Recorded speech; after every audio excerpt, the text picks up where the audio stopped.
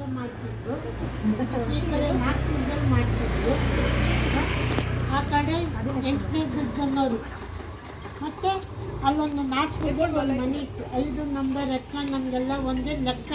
ಮುಸ್ಲಿ Krishnamurthy producer, ಗೊತ್ತಾಯ್ತಾ? Srinath, Jayamala hero ಇದು ಅಂದ್ಕೊಂಡೆಲ್ಲ ಕೆಲವ್ದವ್ರು ಅರ್ಥ ಮಾಡಿ ಇದೆಲ್ಲ ನೋಡ್ತಿದ್ದಷ್ಟೇ. ನಮಗೂ ಆಸೆ ಬಂತು, ನಾವು ಬೆಳ್ಳಿ ಪರ್ದೆ, ನಮಗೂ ಆಸೆ ಅಲ್ವಾ, ಇದೊಂದು ಆಸೆ ಇದೆಯಲ್ವಾ, ಆಸೆ ಆಸಕ್ತಿಯಿಂದ ಕಿವಿ ಆಗಿಸ್ಬೇಕು, ಕೇಳಿಸ್ಕೊಳ್ಬೇಕು. ಅದೇ ರೀತಿ ಆವ ಭಾವ ಎಲ್ಲಿಗೆ ನನ್ನ ಪಾತ್ರ ಏನು, ಈಗ ನನ್ನ ಪಾತ್ರ ಕೊಟ್ಟನು ನನ್ನ ಸಂಪೂರ್ಣ ಖಾತ ಆಗಬೇಕು ಅಲ್ವಾ? ಈಗ ನೀನು ಹೀರೋನು ಏನೋ ನನಗೆ ಗೊತ್ತಿಲ್ಲ. ಈಗ ನೀನು ವಿದ್ಯಾರ್ಥಿ ಕೊಟ್ಟಾಗ ವಿದ್ಯಾರ್ಥಿ ವಿನಯವಾಗಿ ಇರಬೇಕು. ತರಲೆ ವಿದ್ಯಾರ್ಥಿ ಥರ ಪಾತ್ರದಲ್ಲಿ ಲೀನವಾದಾಗ ಮಾತ್ರ ಅಭಿನಯ ಬರ್ತಕ್ಕಂಥದ್ದು. ಕಲಾ ಸರಸ್ವತಿ ಸುಮ್ಮನೆ ಅರಿಯಲ್ಲ. ಈಗ ನಾವೇನು ಮಾಡ್ತೀವಿ ಅಂದರೆ ನಿಮಗಿನ್ನೂ ಗೊತ್ತಿಲ್ಲ, ಗುರುಗಳು ಹೇಳ್ಕೊಟ್ಟಿದ್ದಾರೋ ಇಲ್ಲ. ಸುಮ್ಮನೆ ಹೋಗಿ ಫಸ್ಟು ಭೂಮಿಗೆ ನಮಸ್ಕಾರ ಮಾಡಬೇಕು, ಒತ್ಕೊಳ್ಬೇಕು. ಯಾಕೆಂದರೆ ನಾವು ಇರಿಟೇಟ್ ಮಾಡೋದಲ್ವಾ, ಆ ಪಾತ್ರ ಆಗಿ ಮಾಡೋದಕ್ಕೆ ನಾವೇನು ಇರಿಟೇಟ್ ಮಾಡ್ತಕ್ಕಂಥದ್ದಲ್ವ ಪಾತ್ರಗಳನ್ನ. ಅದು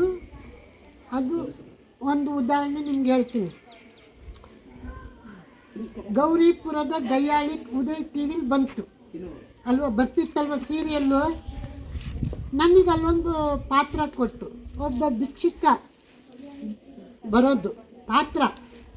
ಅವನ್ನ ನಾನು ತಟ್ಟೆ ಕಿತ್ತು ಬಿಸಾಕಿ ಬೈಯೋದು, ನಿಮ್ಗೇನಾಗೈತೆ, ಕೈ ಇಲ್ವಾ ಕಾಲಿಲ್ವಾ ಏನಿಲ್ಲ ಅಂತ ಚೆನ್ನಾಗಿ ಬೈದು ನಮ್ಮ ಬೆಂಗಳೂರು ಭಿಕ್ಷುಕರು ನಗರ ಆಗಿಬಿಟ್ಟಿದೆ ಅಂತೇಳಿ ಬೈಯೋದು. ಆ ಭಗವಂತ ನಿಜವಲ್ಲ ಅದು ಏನು ಮಾಡ್ತಾ, ಅದನ್ನೇ 1 ವಾರದಲ್ಲಿ ಒಂದು ಪಿಕ್ಚರ್ ಬಂತು, ಹೊಟ್ಟೆಪಾಡು ಪಿಕ್ಚರು. ನೀವು ಟಿ ವಿಲಿ ನೋಡಿ ಬರ್ಬೋದು. ಪಿಕ್ಚರ್ ಬಂದಾಯಿತು, 50 ದಿನ ಓಡ್ತು, ಟಿ ವಿಲಿ ಬರ್ಬೋದು. ನಿಜವಾಗ್ಲೂ ದೇವರು ನನ್ನ ಕೈಲಿ ಆ ಪಾತ್ರ ಮಾಡಿಸಿದ್ದು. ಮಧುರಲ್ಲಿ ಬಿಸಿಲು ತಟ್ಟೆ ಹಿಡ್ಕೊಂಡು ನಾನು, ಅಮೂಲ್ಯ ಮೇಡಮ್ಮು, 5-6 ಜನ ಬೀರದಾರು, ನಾವೆಲ್ಲ ನಾನು ಭಿಕ್ಷುಕದವನಿಗೆ ಇದು ಮಾಡಿದೆ. ದೇವರು 1 ವಾರದಲ್ಲಿ ಆ ಪಾತ್ರನ ಕೊಡಿಸ್ಬಿಟ್ಟ. ಹಾಗೆ ಯಾವಾಗ ಏನು ಗೊತ್ತಿಲ್ಲ, ಅದಕ್ಕೆ ನಮಸ್ಕಾರ ಮಾಡಬೇಕಾದ ಕಲಾ ಸರಸ್ವತಿ ಸುಮ್ಮನೆ ಒಲಿಯಲ್ಲ. ಎಲ್ಲರೂ ಹೀರೋಯಿನ್ ಆಗೋಕ್ಕಾಗುತ್ತಾ? ಎಲ್ಲರೂ ಬೆಳ್ಳಿ ಪರದಲ್ಲಿ ಬರೋಕ್ಕಾಗುತ್ತಾ? ಭಕ್ತಿ, ಶ್ರದ್ಧೆ, ಸಹನೆ ಇದ್ದಾಗ ಮಾತ್ರ ನೀವು ಕಲಾವಿದರಾಗ್ಲಿಕ್ಕೆ ಸಾಧ್ಯ. ಇಲ್ಲ ಈಗ ತಕ್ಕೊಂಡಿರ್ತಾರೆ, ಅದು ಚೆನ್ನಾಗಿ ಬಂದಿಲ್ಲ ಅಂದರೆ ಕಟ್ ಮಾಡಿ ಬಿಸಾಕಿರ್ತಾರೆ. ನೀವು ಇದೆಲ್ಲ ನಾನು ಮಾಡಿದ್ದೆ, ನನ್ನ ಪಾತ್ರನೇ ಬಂದಿಲ್ವಲ್ಲ ಅಂದ್ಕೊಳ್ತೀರ. ಅದಕ್ಕೆ ಯಾವಾಗಲೂ ಗೆಲುವಿನ ಮುಖ, ಗೆದ್ದೇ ಗೆಲ್ಲುತ್ತೇವೆ, ವಿಶ್ವಾಸ ಇರಬೇಕು, ನಮಸ್ಕಾರ ಮಾಡಬೇಕು. ಕ್ಯಾಮ್ರಾಗೂ ನಮಸ್ಕಾರ ಮಾಡ್ಕೊಳ್ಬೇಕು. ನಮ್ಮನ್ನು ತೋರಿಸೋದು ಯಾವುದು ಕ್ಯಾಮ್ರಾ ಅಲ್ವಾ? ಮತ್ತೆ ಭೂದೇವಿ ನೆನಕಿ ಇರಿಟೇಟ್ ಮಾಡ್ತೀವಲ್ಲ, ಅವ್ರನ್ನ ನೆನೆಸ್ಕೊಳ್ಬೇಕು. ಎಲ್ಲ ದೇವ್ರುಗಳ್ನ ನೆನೆಸ್ಕೊಂಡು ಆ್ಯಕ್ಟ್ ಮಾಡಬೇಕು. ನೀವು ಯಾರು ಕಲಿತಿಲ್ಲ, ಈಗಿನವ್ರು ಯಾರೂ ನಮಸ್ಕಾರನೂ ಮಾಡಲ್ಲ. ಆಮೇಲೆ ರಾಜ್ಕುಮಾರ್ ಅಣ್ಣ ನೋಡಿದ್ದೀರಲ್ವ, ರಾಜ್ಕುಮಾರು ಅವರು ಸೆಟ್ಟಿಗೆ 6 ಗಂಟೆಗೆ ಬಂದರೆ 5:15 ಬರ್ತೀನಿ. ನಾನು ಕಣ್ಣಿನ ನೋಡಿರೋದು ಹೇಳ್ತಿರೋದು. ಯಾರ ಹತ್ರ ಮಾತಾಡ್ತಿದ್ದಿಲ್ಲ. ಈಗ ನೀವು ಜಗಳ ಆಡ್ತೀರಾ, ಮಾತಾಡ್ತೀರಾ, ಅಲ್ಲಿ ಸೀನ್ ನಡೀತಿದೆ, ನೀವೇನು ಮಾಡ್ತೀರಾ, ಶಬ್ದ ಮಾಡಬಾರ್ದು. ಗಮನ ಕೊಟ್ಟು ಏನು ಗೊತ್ತಿಲ್ಲ ಅನ್ನಂಗೆ ಹಿಂಗೆ ನೋಡೋರು.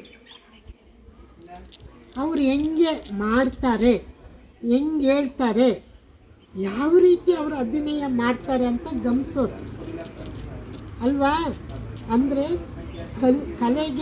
ಕಲಿಕೆಗೆ ಕೊನೆ ಇಲ್ಲ. ಪ್ರತಿಯೊಂದು ಕ್ಷಣನೂ, ಪ್ರತಿಯೊಂದು ಗಳಿಗೆನೂ ನಾವು ಕಲಿತಾ ಇರಬೇಕು. ಎಲ್ಲನೂ ಕಲ್ತ್ಬಿಟ್ಟಿದ್ದೀವಾ? ಇಲ್ಲ ಅಲ್ವಾ? ಕಲಿಕೆಗೆ ಅನ್ನೋದಕ್ಕೆ ಕೊನೆಯೇ ಇಲ್ಲ. ಹಂಗಿದ್ದಾಗ ಕಲಾವಿದರಾಗ್ತೀರ, ಇಲ್ಲ ಅಂದರೆ ಇಲ್ಲ. ಬೇರೆ ಕಲೆನೇ ಅಲ್ಲ, ನೀವು ಓದ್ಬೋದು, ಚೆನ್ನಾಗಿ ಓದಿದರೆ ಡಾಕ್ಟ್ರ್ ಆಗ್ಬೋದು, ಇಂಜಿನಿಯರ್ ಆಗ್ಬೋದು, ವಿಜ್ಞಾನಿಗಳಾಗ್ಬೋದು, ಪೈಲಟ್ ಆಗ್ಬೋದು. ಯಾವ ಕೆಲಸನೂ ಸಣ್ಣದಲ್ಲ, ದೊಡ್ಡದು ಅಲ್ಲ. ಯಾರನ್ನು ನಾವು ಆಡ್ಕೋಬಾರ್ದು, ಇನ್ನೊಬ್ಬರಿಗೆ ತೊಂದರೆ ಕೊಡಬಾರ್ದು. ನೋವನ್ನು ನುಂಗಬೇಕು, ನುಂಗಿ ನಗಿಸ್ಬೇಕು. ಹಸನಾಗಿ ನಗ್ತಾ ಇದ್ದಾಗ ಎಲ್ಲನೂ ತಾನಾಗಿ ಬರುತ್ತೆ ಅಂತ ಮುಖ ಊದಿಸ್ಕೊಂಡು ಹಿಂಗಿದ್ರೆ ಏನೂ ಇಲ್ಲ ಅಲ್ವಾ? ಬೆಳ್ಳಿ ಪರ್ದೆಯಲ್ಲಿ ಬರ್ಬೇಕು ತಾನೆ. ಒಂದು ಟಿ ವಿಲಾಗಲಿ, ಒಂದು ಯೂಟ್ಯೂಬಲ್ಲಾಗಲಿ, ಒಂದು ಸಿನಿಮಾದಲ್ಲಿ, ಒಂದು ನಾಟಕದಲ್ಲಿ ಬರಬೇಕಂದ್ರೆ 100ಕ್ಕೆ 100ರಷ್ಟು ಎಫೆಕ್ಟ್ ಆಗ್ತದೆ. ಆದಾಗ ನೀವು ಒಳ್ಳೆ ದೊಡ್ಡ ಕಲಾವಿದರಾಗ್ತೀರ. ಯಾಕಂದರೆ ನೋಡಮ್ಮ, ನೀನು ಹೀರೋಯಿನ್ ಆಗೋ ಲಕ್ಷಣ ಇದೆ. ನಾನು ಸುಳ್ಳು ಹೇಳಲ್ಲ, ನಿನಗೂ ಇದೆ. ಹೀರೋಯಿನ್ ಇಲ್ಲಾಂದರೆ ಸೆಕೆಂಡ್ ಹೀರೋಯಿನ್ಗಾದರೂ ಇರ್ತೀಯ. ಈ ಹುಡುಗಿ ಹೀರೋಯಿನ್ ಆಗ್ತಾಳೆ ಸರ್, ಪ್ರಯತ್ನ ಪಟ್ಟರೆ. ನಾನು ಪ್ರಕಾಶ್ ರಾಜ್ ನೋಡಿದ್ದೀರಾ? ಪ್ರಕಾಶ್ ರಾಜು ನೋಡಿಲ್ವಾ? ಏನಮ್ಮ, ಇಡೀ ಇಂಡಿಯಾನೇ ನೋಡುತ್ತೆ. ದೊಡ್ಡ ಕಲಾವಿದರು, ಎಲ್ಲ ಭಾಷೆಯಲ್ಲೂ ಅಭಿನಯಿಸ್ತರು. ನನ್ನ ಆಡ್ಕೊಳ್ತಿದ್ರು, ನನ್ನ ಜೊತೆಯವರು. ಇವತ್ತು ದೊಡ್ಡ ಇಡೀ ದೇಶದಲ್ಲಿ ಎಲ್ಲ ಭಾಷೆಯಲ್ಲೂ ಅಭಿನಯಿಸಿರ್ತಕ್ಕಂಥವ್ರು. ಕೇಳಿದ್ದೇನಪ್ಪ ಪ್ರಕಾಶ್ ರಾಜ್ ಕೇಳಿಲ್ವಾ? ಏನು ಮಾಡೋಕ್ಕಾಗಲ್ಲ. ನಾಗಮಂಡಲ ಪಿಕ್ಚರ್ ನೋಡಿದ್ದೀರಾ? ಬಾಮೈದ ಪಿಕ್ಚರ್ ನೋಡಿದ್ದೀರಾ? ಇಲ್ಲ. ಮತ್ತೆ ನೀವು ಹೆಂಗೆ ಕಲಾವಿದ್ರಾಗ್ತೀರಾ? ಈಗ ಎಷ್ಟು ಪಿಕ್ಚರ್ ಬರುತ್ತೆ ಅವ್ರದ್ದು? ಗೊತ್ತಾ ಕೇಳಿ, ಆಮೇಲೆ ದ ವಿಲನ್ ಗೊತ್ತಾ ಕೇಳಿ. ಹಾಂ, ಇವೆಲ್ಲ ನೋಡೋ ರಸದ್ ಇವೆಲ್ಲ ಗೊತ್ತಿಲ್ಲ. ಹೊಸ ಪಿಕ್ಚರ್ಗಳನ್ನ ನೋಡಬೇಕು ನೀವು. ನಿಜವಾಗ್ಲೂ ಆ್ಯಕ್ಟ್ ಆಗಬೇಕಂದ್ರೆ ಹಳೆ ಪಿಕ್ಚರ್ಗಳನ್ನ ನೋಡಬೇಕು. ಹೊಸ ಪಿಕ್ಚರ್ ಏನಿರಲ್ಲ, ಎಲ್ಲೋ ಒಂದೊಂದು ಇರುತ್ತೆ. ಹಳೆ ಪಿಕ್ಚರ್ ನೋಡಿದಾಗ ಆ ಕಲಾವಿದರು ಹೆಂಗೆ ದುಡ್ಡಿಗಾಗಿ ಅವ್ರು ಅಭಿನಯಿಸಲಿಲ್ಲ. ದುಡ್ಡು, ನಾವು ಒಳ್ಳೆ ಕಲಾವಿದರಾಗಿ ಒಂದು ಲೆವೆಲಿಗೆ ಬಂದಮೇಲೆ ಲಕ್ಷ್ಮಿ ಬರ್ತಾಳೆ. ಫಸ್ಟು ಸರಸ್ವತಿನ ಹೊಲಿಸ್ಕೊಳ್ಬೇಕು. ಸುಮ್ಮನೆ ಸರಸ್ವತಿ ಹೊಲ್ದು ಬಿಡ್ತಾಳ? ಸರಸ್ವತಿ ಬಂದಮೇಲೆ ಲಕ್ಷ್ಮಿ ಆಸೆ ಪಟ್ಕೊಂಡೋದ್ರೆ ಲಕ್ಷ್ಮಿನೂ ಇಲ್ಲ, ಸರಸ್ವತಿನೂ ಇಲ್ಲ, ಯಾವ ಅಮ್ಮನೂ ಇಲ್ಲ. ಎಲ್ಲಿ ಹೋದೆ? ದೇಹ ನಿಂತೈತೆ, ಮೈಂಡ್ ಎಲ್ಲೋಯ್ತು? ಮೈಂಡ್ ಎಲ್ಲಿತ್ತು? ಬೇರೆ ಕಡೆ ಹೋಗಿತ್ತು. ತಪ್ಪಲ್ವದು? ಏನು ಹೇಳ್ತಿದ್ದಾರೆ ಕೇಳಿಸ್ಕೊಳ್ಬೇಕಲ್ವಾ? ನನಗೇನು ಹುಚ್ಚ ನಿಮ್ಗೆ ಹೇಳೋದಕ್ಕೆ? ಗಮನ ಏನು ಹೇಳ್ತಿದ್ದಾರೆ ಅನ್ನೋ ಕಡೆ ಇದ್ದಾಗ ನೀವು ಕಲಾವಿದರಾಗ್ತೀರಿ, ಇಲ್ಲಂದ್ರೆ ನಿಮ್ಮ ಕೈಲಿದೆಯಪ್ಪ. ನಿಮ್ಮ ಜೀವನ, ನಿಮ್ಮ ಬದುಕು ನಿಮ್ಮ ಕೈಲಿದೆ.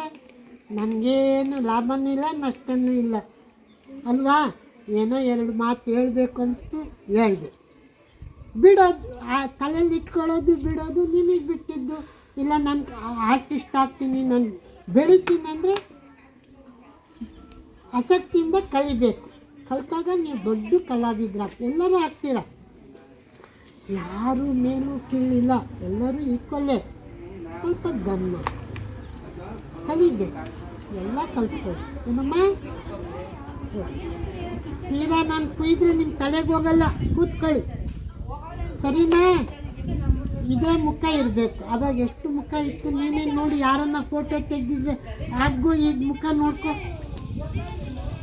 ನೋಡಿದರೆ ಸಣ್ಣ ಜೇನಿದು, ಇದೇನಿದು ಸಣ್ಣ ಜೇನು. ಇಲ್ಲಿ ಒಳಗೆ ನೋಡು, ಗೋಡೆ ಒಳಗೆ ಗೂಡು ಕಟ್ಟೋದು ಇವು. ನಾವು ಅಂದ್ಕೊಳ್ತೀವಿ ಸೊಳ್ಳೆ ಅಂದ್ಕೊಳ್ತೀವಲ್ವ, ಸೊಳ್ಳೆ ಅಲ್ಲ, ಅದು ಸಣ್ಣ ಜೇನು.